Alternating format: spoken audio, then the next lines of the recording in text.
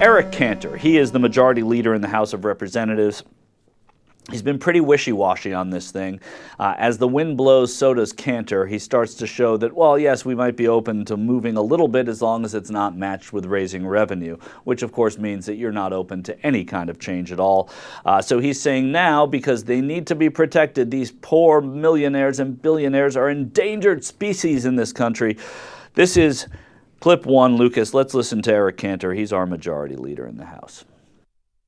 You know, if he wants to talk about loopholes, we don't like loopholes and preferences. It's not good for overall economic growth. We want to bring down rates and reform the system. But if he wants to plug that loophole, we got to see offsetting tax cuts somewhere else, because the priority is jobs. Right. It's about getting people back to work, and we're not for raising taxes, so period. Let me go down this list then. So would you be willing to give the corporate jet owners, would you be willing to get rid of that tax break? What about the oil and gas companies?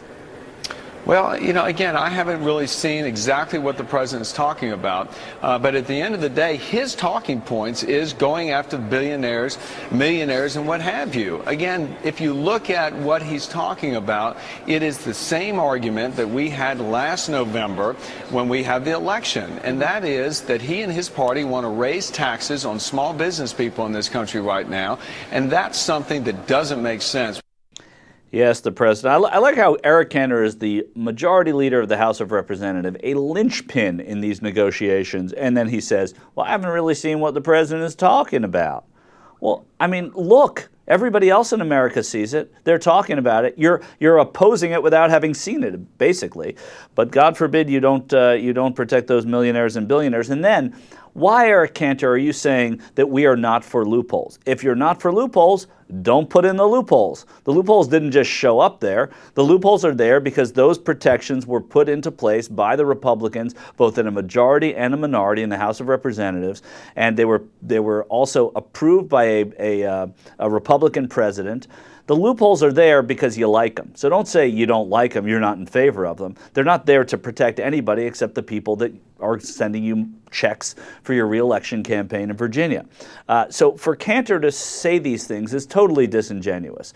For him to say that the president just wants to, is not at all interested in protecting millionaires and billionaires, it's not that. He doesn't have a target of millionaires and billionaires. They're the ones with the brakes, but they're the ones that also, because Barack Obama has extended the Bush tax credits and the Bush tax cuts, they're the ones who are paying fewer dollars in taxes than ever before. 35% is the top marginal tax rate in this country. It is less than when Ronald Reagan was president, less than when George H.W. Bush was president.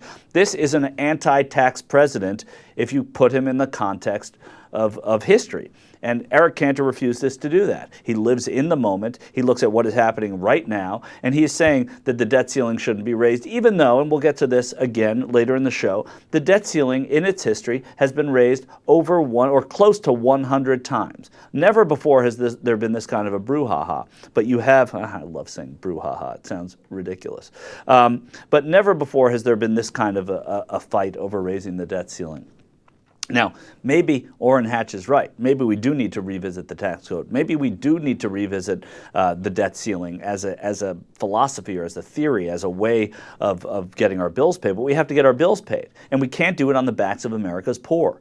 It just can't be done. And Eric Cantor has to know that it can't be done that way. So who's it going to be done by? People have to take a disproportionate share of the burden here. And the fact is, if you read here, if you read on, right here, this is from what Adam Hirsch was saying, and we quoted it before, from the start of the Great Recession, he's saying that tongue-in-cheek, in December of 2007 through the end of 2010, 24 states have cut government spending by an average of 7.5% after adjusting for inflation. Another 25 states have expanded government outlays by an average of 11%.